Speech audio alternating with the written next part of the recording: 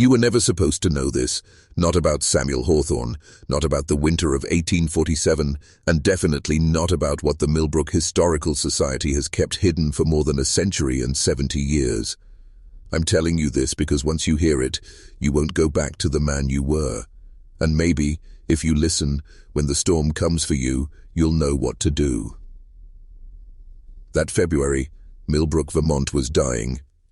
Not from one thing, but from many. Hunger, disease, the kind of cold that cracks bone and steals the breath from a man before he can scream. Families huddled in one-room cabins, burning the last of their firewood, praying the mountain passes would open before spring took them all. And then he came.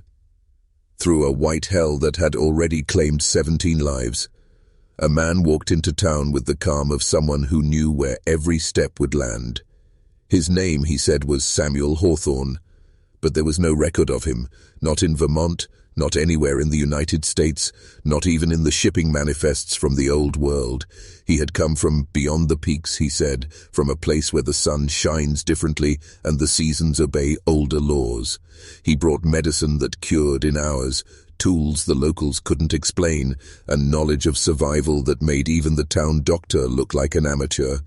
Within days, the people of Millbrook were calling him their savior. But salvation comes with a cost.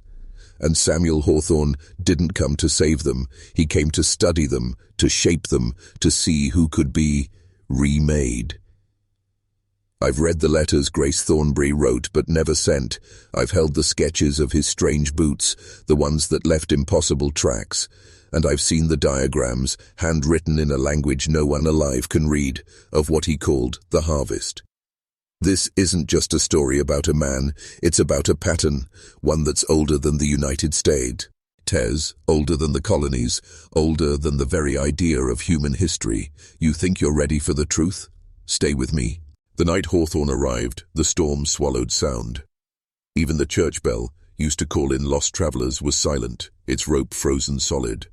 That's why Timothy Prescott's voice, cutting through the wind, made the men of Millbrook drop their cards and their whiskey, grab their coats, and step outside. They saw him coming down the mountain path, upright, steady, untouched by the cold that had killed their neighbors.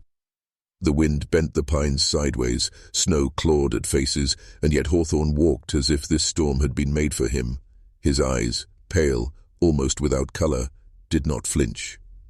When he reached the edge of town, he didn't collapse. He didn't beg for shelter or warmth. He simply looked at each man in turn, as if memorizing their faces, their strengths, their weaknesses. Dr. Putnam would later say it felt like being measured for an unspoken purpose. His clothing was wrong. Not just foreign, impossible. A cloak of animal hide that repelled snow instead of soaking it. Boots that left geometric patterns in the ice, with metal studs shaped in ways no blacksmith in New England could forge, and beneath it all, a strange woven fabric that caught the lamplight with a metallic sheen, like it had been made from threads of frost. But what froze the men's blood was his condition. No frostbite, no shivering, no cracked lips or trembling hands. The doctor examined him and found the muscles warm, the heartbeat strong, too strong, as if he'd come from a place where human endurance was different. When they asked where he had been, he smiled slightly. Beyond the peaks, he said, where the old ways remain, unbroken. That night in the Millbrook Inn, he took a seat by the fire and watched. Not the flames, them. Every man, every woman, every child who passed through that room. His eyes moved like a hunter's, not just seeing, but assessing, the way a man might examine timber before building, or before burning. When little Sarah Thornbury began coughing, Hawthorne pulled a vial from his leather satchel, a dark liquid smelling of pine and something sweeter. 3 drops in warm water. Within the hour, the cough was gone. The town called it a miracle. But miracles aren't free. Grace Thornbury wrote the first warning that night. He healed her, yes. But when he looked at Sarah, it wasn't the look of a man saving a child. It was the look of a man claiming her. By the second day, the town's skepticism had dissolved into quiet awe. Sarah Thornbury was running in the snow, laughing. Old Jonathan Pike's fever had broken overnight after weeks of decline. Even Mary Caldwell, who hadn't left her bed since Christmas, was seen walking to the church with tears in her eyes. And every cure came from the same place, Hawthorne's satchel. Always the same small vial, always the same ritual. 3 drops in warm water, the patient drinks, the sickness fades. But here's the thing, Hawthorne never asked for payment, not in money, not in goods. Instead, he'd place his hand on the cured person's chest, right over the heart, and close his eyes for a few seconds. Sometimes he'd nod, satisfied. Sometimes he'd frown. Dr. Putnam noticed something else, too subtle for the rest of Millbrook to see. Those who took Hawthorne's cure seemed sharper. Their eyes moved quicker. They spoke in shorter sentences, as if listening to something far away. And every now and then, they'd pause mid-task, tilt their heads slightly, and blink, slowly, like they were remembering an instruction. Grace Thornbury wrote of it first. Sarah's laughter is the same, but it is not hers. There is a precision to it now, like it's been practiced. On the third night, Hawthorne came to the inn late, snow clinging to his cloak. The fire had nearly burned out, and only 2 people were awake to see him lay something on the table, a piece of pale stone carved with symbols that glowed faintly in the dark. He pressed it to the side of his satchel, and the vial inside seemed to hum. That was when Timothy Prescott, drunk enough to be bold, asked the question everyone else feared. "What's in that bottle, Hawthorne?" Hawthorne looked up. Those washed-out eyes fixing on him, the room felt colder. "It is not what's in the bottle that matters," he said quietly. "It is what leaves you when you drink." No one laughed. Because in the silence that followed, the wind outside began to howl, not like a storm, but like something calling back from the mountains. The first thing to go missing was a song. Not an object, not a person, a song. It was Eliza Marsh who noticed it. She'd been humming the same lullaby to her baby since the day he was born, a soft, winding tune her own mother had sung to her. But 2 nights after Hawthorne's cure saved her from pneumonia, she found she could not remember it. Not a note. Not a single word. It was simply gone. She thought little of it at first. The mind plays tricks, especially after illness. But then, in the weeks that followed, others began to lose things. Mary Caldwell forgot the recipe for her family's winter bread, one she'd made every Sunday for 20 years. Jonathan Pike forgot the path to his own fishing spot, a place he had walked to twice a week since boyhood. They weren't just forgetting, they were emptying. Dr. Putnam started keeping a journal. The pattern was clear. Each miracle cure left a hole, and the holes were growing. Sometimes it was small, like the name of a childhood friend. Sometimes it was something bigger, like the ability to read a Bible verse without stumbling. Hawthorne, for his part, seemed pleased. Each time he placed his hand over a patient's chest, that faint, satisfied nod returned. Then came the first night. A scream shattered the quiet just after midnight. Margaret Holt, running through the snow in her nightdress, clutching her son's blanket. "He's gone! He's gone!" she sobbed. The men lit lanterns and followed the tracks. But they weren't the boy's tracks. They were Hawthorne's, those strange geometric prints leading straight from the Holt home toward the tree line, and alongside them, smaller prints, walking, not running. When they reached the forest's edge, the trail stopped. No prints leading away, no sign of the boy, only that same faint hum, like the sound of the vial when pressed to the carved stone. The next morning Hawthorne was at the inn as usual, sipping tea, cloak steaming by the fire. When asked about the boy, he only said, "Some are chosen sooner." Grace Thornbury's diary entry that day was the shortest of them all.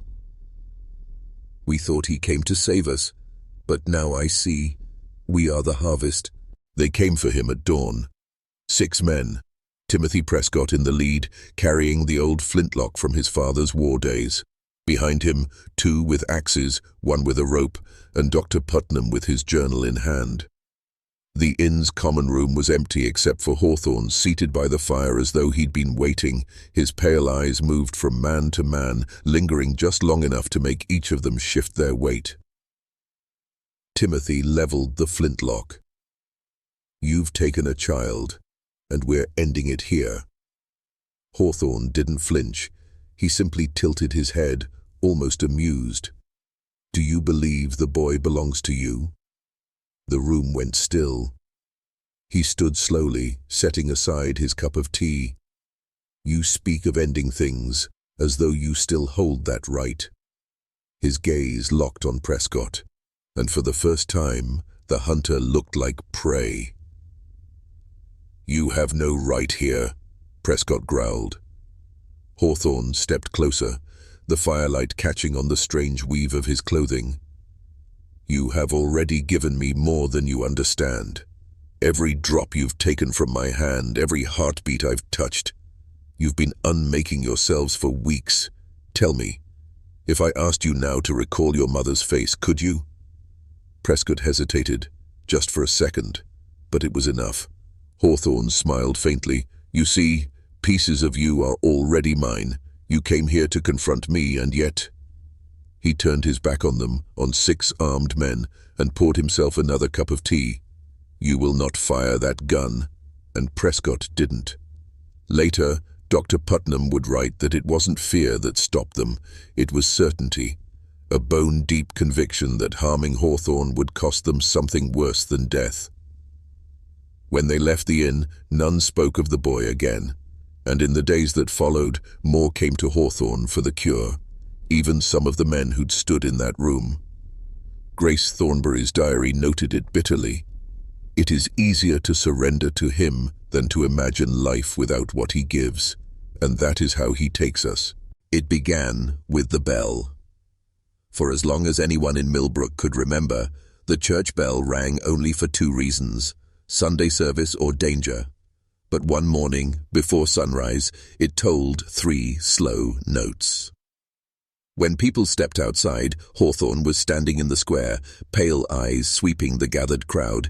He told them the mountain winds would be dangerous that day, and no one was to leave their homes after dusk. No questions, no exceptions. Most obeyed. Those who didn't, 2 woodcutters who went to fell pine beyond the ridge, were found the next morning in the snow, their bodies unmarked but their eyes empty, staring at the sky. Dr. Putnam couldn't even get their pupils to respond to light. After that, the bell became a law. 1 note meant gather, 2 meant disperse, 3 meant seal your doors and stay inside. Then came the gatherings. Hawthorne would choose a handful of townsfolk each week, always different, always unpredictable, and lead them into the forest after sunset. No one knew what happened there. When they returned, they spoke little, their expressions flat but content in a strange way. The changes were small at first. The women no longer lit candles after nightfall unless Hawthorne approved. The children stopped playing in the snow, even when their parents encouraged them. Sunday hymns were replaced by wordless humming, low and steady, as if echoing something learned far away from any church. Grace Thornbury noted that the town's conversations had grown quieter. People no longer gossiped, no longer argued. They only spoke when necessary, and when they did, their words seemed carefully chosen, as though someone were listening for mistakes. And perhaps someone was. One night, through her frost-laced window, Grace swore she saw Hawthorne walking between the houses, pausing at each door, pressing his palm flat against the wood. The next morning, every door bore the faint imprint of a strange symbol, invisible unless the light struck it just right. When she asked Dr. Putnam what it meant, he closed his journal and said, "It means we belong to him now." It was Thomas Vale who tried first. A quiet man, never much for company, he'd been watching the changes in Millbrook with a hunter's patience. When the bell rang now, he kept to his cabin. When the gatherings were called, he claimed sickness. And one morning, before the sun touched the snow, he harnessed his mare and set out down the south road, the only path that wound through the pass toward the next town. Grace Thornbury saw him go from her window. She didn't wave. By noon, the wind had begun to howl.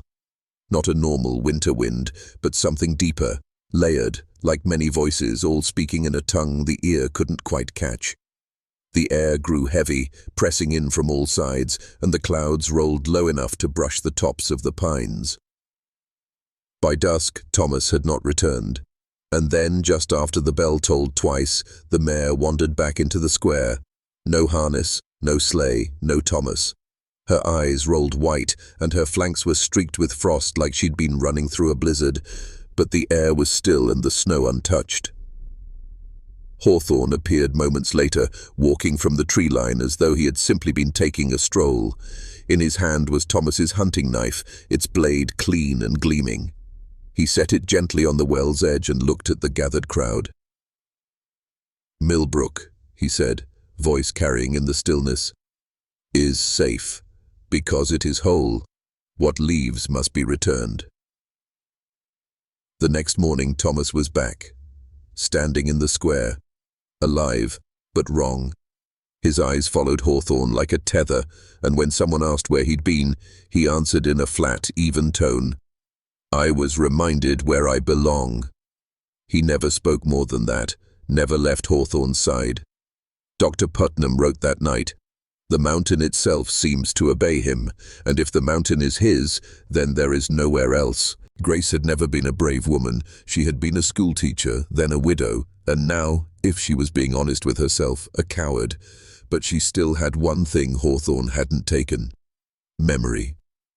She could still recall every face of every child she'd ever taught, the exact shade of her late husband's eyes, the smell of lilacs in spring. And she knew, though she had never said it aloud, that these were not safe. Because lately she had seen Hawthorne's gaze linger on her longer than it should. It was during one of the night gatherings that she made her decision. She hadn't been chosen often, but when she was, she followed the others into the forest, pretending to hum along to the strange, low melody they always made. But this time, when the path bent, she slipped away, just far enough to see where Hawthorne kept the vial. Not on his person, not in the inn, but hidden in a shallow hollow beneath a fallen spruce, wrapped in black cloth, the glass glowing faintly even through the fabric. She didn't touch it. Not yet. But she counted her steps back to the square, each one committing the route to memory. That night she wrote a single line in her diary: "If the cure is the hook, the vial is the barb." Dr. Putnam noticed her restlessness over the next week. When she finally told him what she'd seen, he paled. "You don't understand what that thing is," he whispered. "It doesn't just heal, it trades. Whatever it gives, it takes from somewhere else." Grace only nodded. "Then I'll take it back." And for the first time in months, she saw something in the doctor's eyes she thought had been lost forever: hope. It was a night without the bell, the kind of quiet that feels staged. Grace left her lamp unlit as she slipped from her house, boots muffled with strips of cloth. The moon was a thin blade, barely enough light to see by, but she didn't need it. She had counted every step a dozen times in her mind. The spruce lay where it had fallen years ago, a great black shape against the snow. She knelt, brushing aside the powder until her fingers met the cold, slick surface of the black cloth. The faint glow pulsed beneath it, steady as a heartbeat. Her hands shook as she unwrapped it. The vial was warm, warmer than it should have been. She lifted it to the moonlight and saw movement inside, like a slow, coiling shadow. "Grace." His voice came from behind her. Not loud, not angry, just certain. She turned. Hawthorne stood a few paces away, pale eyes gleaming, hands folded behind his back as though this were a polite conversation. "You've carried your memories longer than most," he said. "It made you bold, but boldness without understanding is only a sharper way to die." She tried to hide the vial in her coat, but his gaze followed the motion. "That doesn't belong to you," he murmured. "And it doesn't belong to me. It belongs to the mountain." For the first time, she heard something in his voice, something almost reverent. Grace swallowed hard. "Then why do you keep it?" He stepped closer, the snow under his boots making no sound. "To keep it from choosing someone else." Before she could move, the air thickened, like snow about to fall, but heavier, pressing in on her lungs. Her fingers went numb, and the vial slipped from her grasp.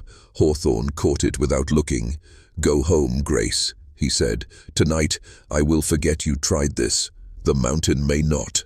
She stumbled back through the trees, the hum of the gatherings ringing faintly in her ears, though she knew no one was singing. That night she didn't write in her diary. She was afraid the mountain might read it. Grace woke to the sound of dripping water. Not from the roof, there had been no thaw, but from her window where the frost was melting in thin, jagged lines. Outside, the snow in the square was pristine, untouched, but she knew without knowing that Hawthorne had been there. The thought should have paralyzed her. Instead, it clarified something. She would not get the vial alone. She would not outweight him. The only chance left was outside help. The problem was the mountain. No one had crossed the pass since Thomas Vale's return, and the air on the ridges had grown strange, shimmering in ways that bent light, carrying whispers that didn't fade when the wind stopped. Even letters vanished. The postmaster swore he'd left them locked in his drawer, but in the morning the envelopes were gone, replaced by blank paper. So Grace stopped thinking of letters. She started thinking of stories. There was one place in Millbrook the mountain seemed to overlook, the old stone well near the square. Children used to drop stones in it for luck, and the echoes that came back were always too slow, as if the water were far deeper than it should be. Lately, she'd seen a few travelers pause by it, peddlers mostly, before leaving. None of them stayed long enough to be changed. Her plan was reckless, possibly fatal, but it had a flaw Hawthorne might not expect. It relied on him underestimating her. That afternoon she went to Dr. Putnam. "I need paper," she said. "For a letter, for bait." They worked by candlelight, writing not facts but fictions, half-truths woven into a local folktale, the kind that might sound harmless to anyone who overheard. But hidden in its lines were the things an outsider would understand: names, dates, warnings. 2 nights later she waited by the well until a stranger passed through with a cart. She pressed the folded page into his hand, smiled like it was nothing, more than a charm for safe travels, and whispered, "Read it only when you're far from the mountain." She didn't see him leave, but she felt it. The faint shift in the air, like the mountain noticing something had slipped. The first sign was the snow. Not falling from the sky, but rising from the ground, fine white powder lifting as if gravity had loosened its grip. It swirled in slow spirals across the square, catching in Grace's hair and stinging her eyes. Then came the sound, low at first, like a far-off avalanche, but building until it pressed against her ribs. It wasn't coming from the cliffs or the trees, it was coming from beneath Millbrook. By the time she staggered outside, the town was gathering, faces pale, eyes unfocused. Hawthorne stood at the center, head tilted slightly, as though listening to a voice only he could hear. "Someone," he said softly, "has broken the covenant." No one spoke. The snow curled tighter in the air, pulling toward the old well. Grace's stomach dropped. Hawthorne's gaze moved slowly across the crowd, and when it reached her, it stopped, not accusatory, just knowing. "You sent it away," he said, and the words felt less like speech and more like a sentence being carved into stone. She opened her mouth, but before she could speak, the ground shuddered. A crack tore through the ice by the well's edge, black water churning below. The air was thick with cold, and yet the water steamed. Hawthorne began walking toward her. "You think the mountain can't touch what's beyond its slopes?" he asked. "You think distance matters?" Grace's fear tightened into something sharper. "If it's so powerful," she said, her voice trembling but clear, "why did you have to take the vial to keep it safe? Why are you afraid of sharing it?" For the first time, something flickered across his face, quick but real. The snow stilled mid-air. The crowd was motionless. Even the steam from the well seemed to hang, suspended. Hawthorne stood just feet away, studying her. "You've mistaken mercy for weakness," he said quietly. "Don't do it again." And then, with a blink, everything. G moved again, the snow fell, the water calmed, the crowd, as if waking from a dream, began to disperse. But Grace knew. The mountain had heard her challenge, and challenges demanded answers. 3 days after the well incident, the air changed. Not the creeping, heavy stillness of the mountain's watch, but a different kind of pressure, like a storm was pushing from the other side of the pass. Grace felt it first as a faint metallic taste on her tongue. Then came the sound, distant at first, but unmistakable. Bells, not Hawthorne's single mournful toll, but a clanging rhythm, fast and human. She hurried to the ridge path with Dr. Putnam, both of them keeping low. The snow was shallower here, the wind sharper. Far above, where the pass narrowed to a white slash between cliffs, figures moved against the glare. 5 of them, carrying something long and heavy between them. "They made it," she whispered, but then she saw what followed. The snow behind them was moving, not falling, not blowing, chasing. A pale wave that didn't scatter, rolling forward as if it had weight. The lead figure turned, raised a hand, and a flare burst upward, red, burning bright against the blue-white peaks. "That's not weather," Putnam said. No, Grace thought. That was the mountain deciding it would not be crossed. The wind screamed through the pass, carrying a voice she did not recognize but somehow understood. "Turn back." One figure stumbled, another reached for them, and both vanished into the oncoming white. The 3 remaining pushed forward, staggering toward Millbrook, the thing they carried swaying between them. "They're not going to make it," Grace said, and then she heard footsteps behind her, slow, deliberate. She didn't have to turn to know who it was. "You called them here," Hawthorne said, his tone unreadable. "Now you'll watch what it costs." They made it through the square at dusk, 3 shapes bent low under their burden. The snow clung to them like frost on dead branches. No one moved to greet them. Millbrook had learned that outsiders often brought more than themselves. Grace pushed through the watching crowd. 2 of the men were strangers, faces raw from windburn. The third was a woman barely standing, her eyes glassy with exhaustion. Between them, lashed to a wooden frame, was a box no larger than a coffin, wrapped in chain and canvas.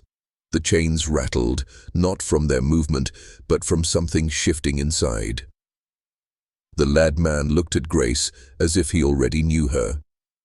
"You're the one who sent the story." Before she could answer, Hawthorne stepped forward. "Put it down," he said. His voice was soft, but the air seemed to tighten around the words. The woman shook her head weakly. "We can't. If we stop, it—" She didn't finish. The box lurched, the chains went taut, and a sound rose from within, low, steady, and sickeningly familiar.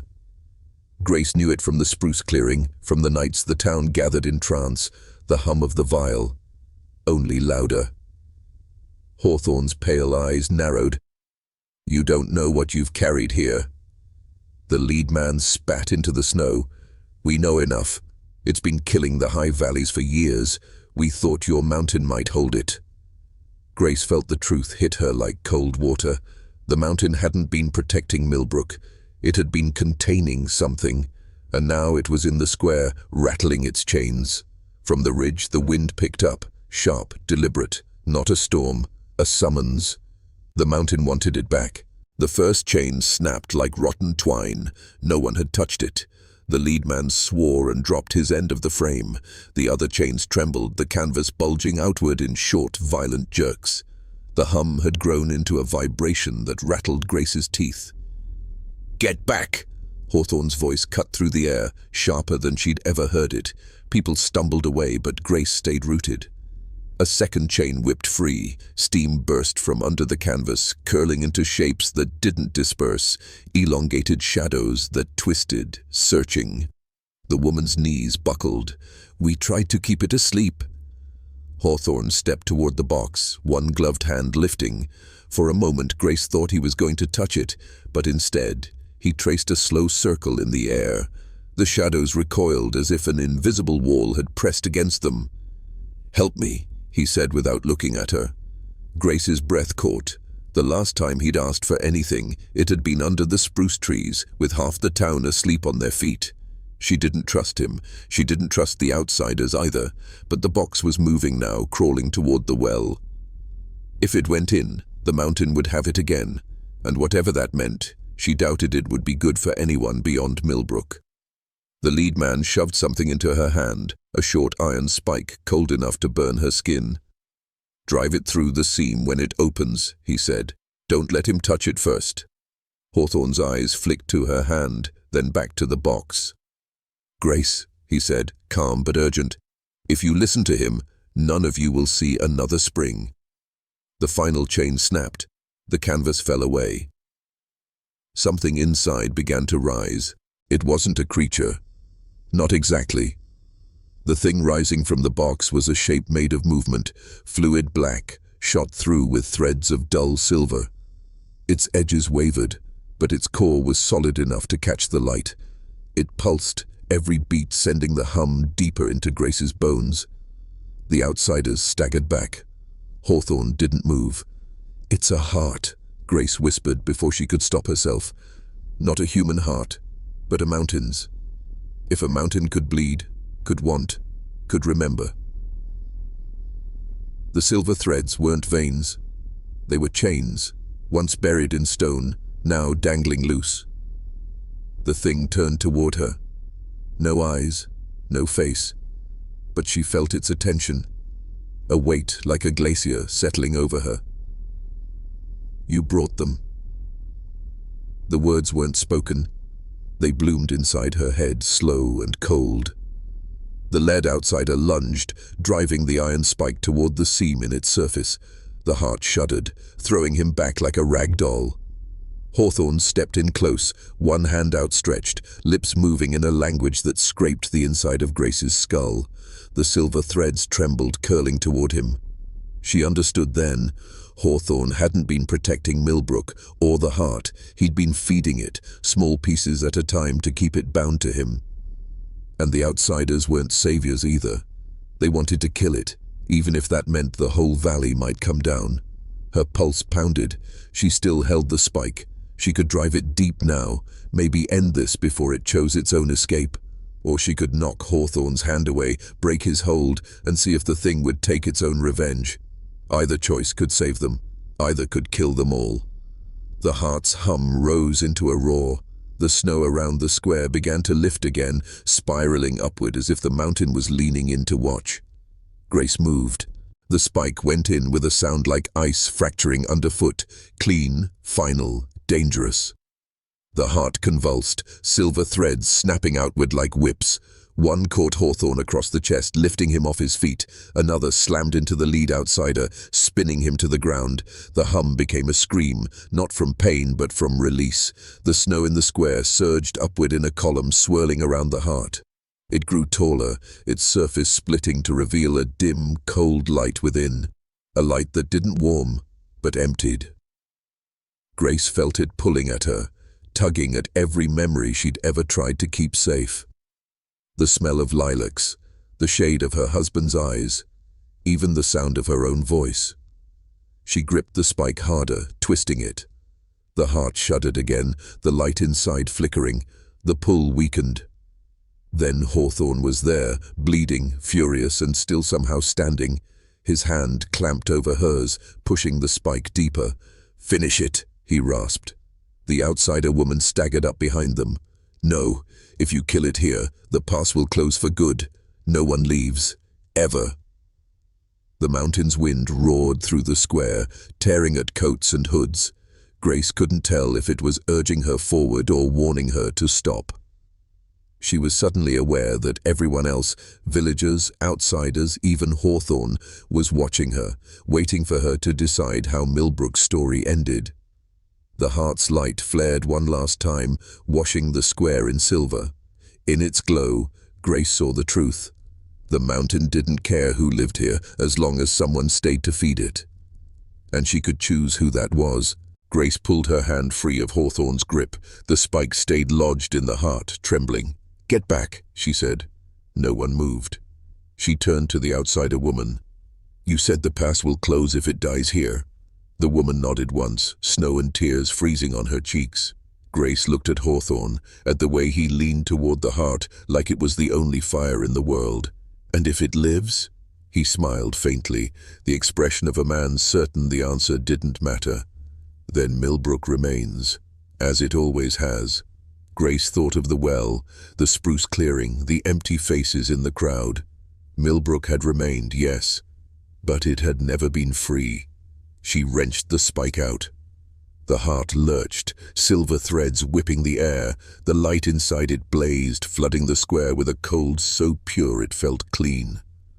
Then, with a sound like the entire mountain exhaling, it collapsed inward. The chains, the silver, the hum, all vanished. Only a hollow patch of snow remained where the box had stood. The wind stopped. Grace turned. The outsiders were already moving toward the pass. Hawthorne lay in the snow, staring at the empty space, his breath shallow. He didn't look at her. The villagers stood silent, as if waiting for something more to happen. When nothing did, they began to drift away. Millbrook would survive. But without the heart, Grace knew the mountain would grow restless. Sooner or later, it would want something else. She tightened her coat, feeling the quiet settle. The pass was open, for now, and Grace would be the one to decide who went through it. 2 weeks after the lilac-scented wind, the first missing person was reported. A boy of 12, last seen skipping stones in the thawing creek. No footprints past the bank, no sign of struggle, just his coat folded neatly on a rock. Grace organized the search herself. They combed the slopes, the spruce groves, the old quarry, but the snow there was undisturbed. It was as though the boy had stepped sideways into nothing. That night, Grace sat at her kitchen table, a mug cooling in her hands. The hum was faint but steady now, like a heartbeat she'd learned to live beside. Only it wasn't under the square anymore. It was moving. She rose, crossed to the window. Across the valley, high on the ridge, a soft silver glow pulsed in the dark. Slow, patient, waiting. She knew without being told. The mountain had learned from the heart's death. It was no longer keeping its hunger in one place. And this time Grace realized she might not be able to decide who it would take. The climb took hours. Grace didn't rush. She knew better than to arrive winded and blind in the dark. The moon kept to her right shoulder, silvering the pines. Each step up the ridge felt like walking deeper into a breath she wasn't sure she could hold. The glow waited ahead, no brighter, no dimmer, pulsing with the patience of something that had already won. When she reached the last stretch of rock, she stopped. The air was warmer here, the snow wet under her boots. She could hear water trickling, though the ground above was still frozen solid. And then she saw it, not the heart. Something smaller, like a seed, shaped from the same black and silver, lodged in the roots of a bent spruce. It throbbed gently, its threads reaching into the soil. Where they touched, green shoots were already pushing through the frost. Grace stepped closer. The hum filled her ears until it was all there was. "You took one," the voice inside her said, "so I have planted another." Her hand went to the knife at her belt. She could cut it free, maybe bury it deep enough that it would never grow, but she knew the truth. This was only the first. The mountain had learned patience, and patience always won. Behind her, down in the valley, she thought she heard voices calling her name. Faint, far away, as if they were already on the other side of a wall she couldn't see.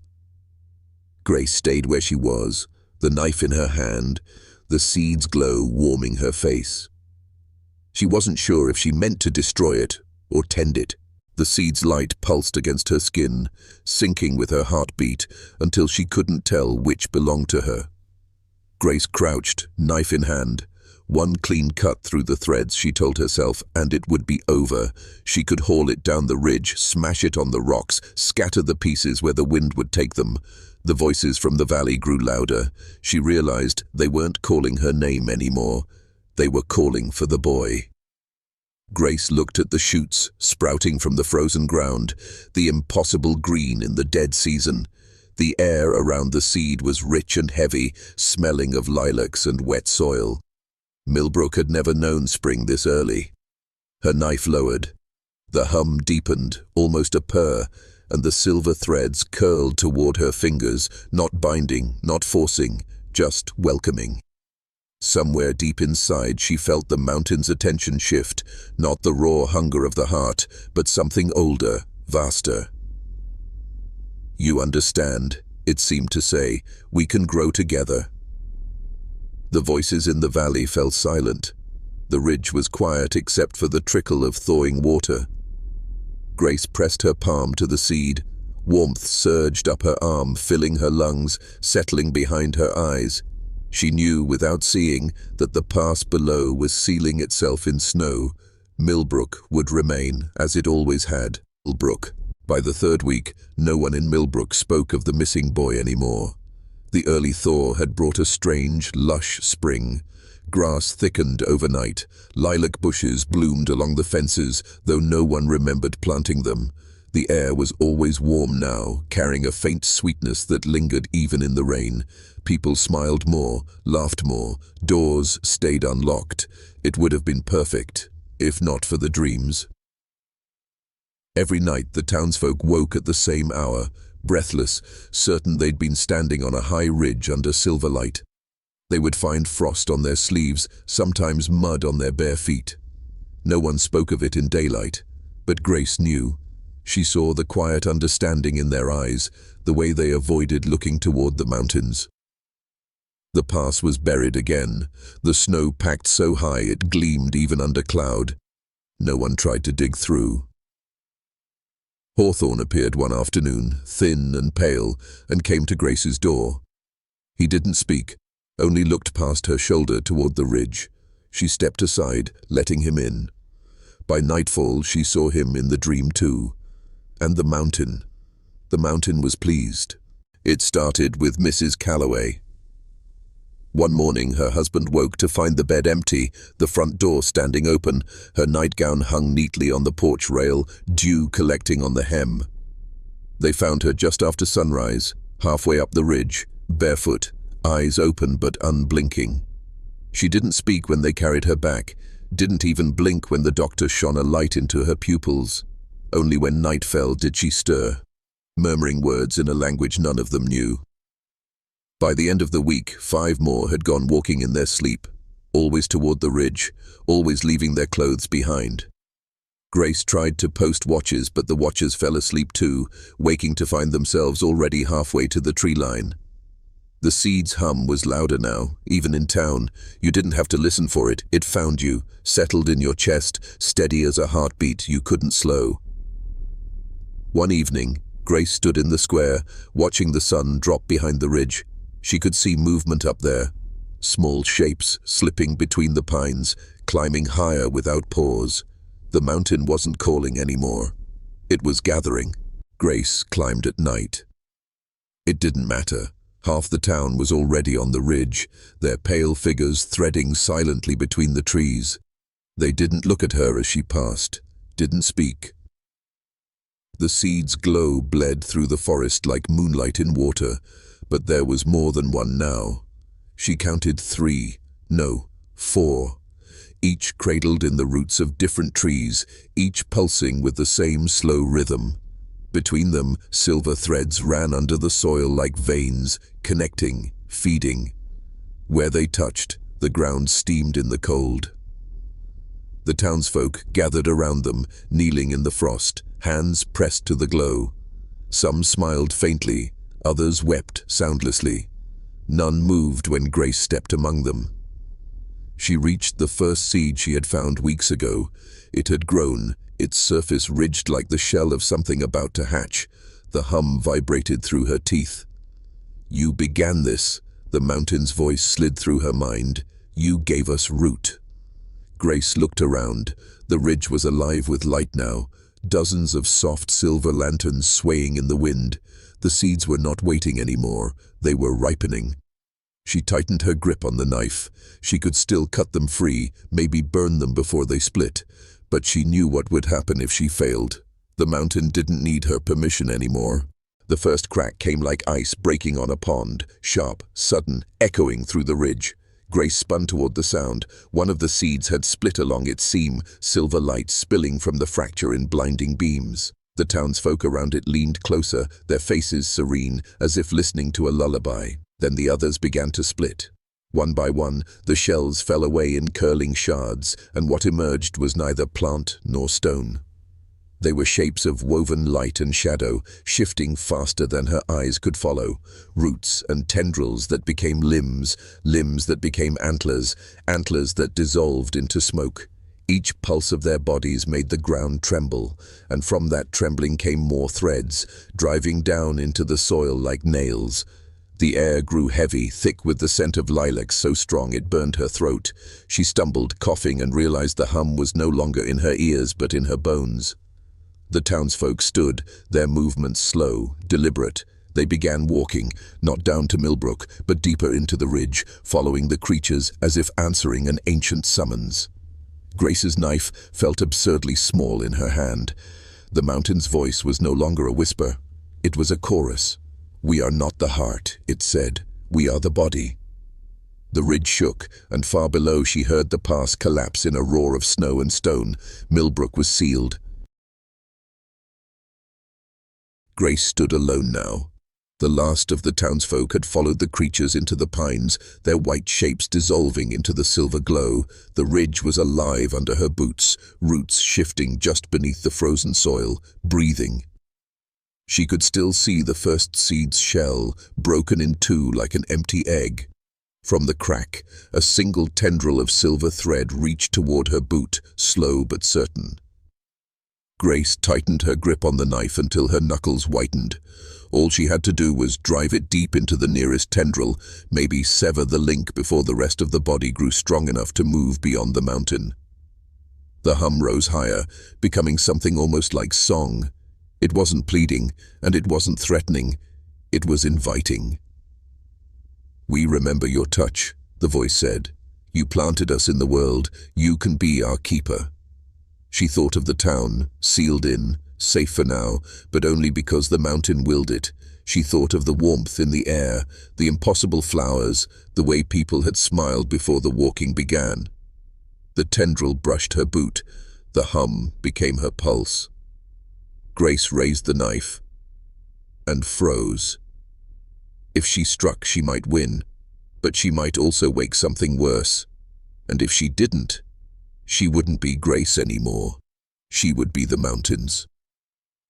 She stood there for a long time, the ridge trembling under her, the body breathing all around.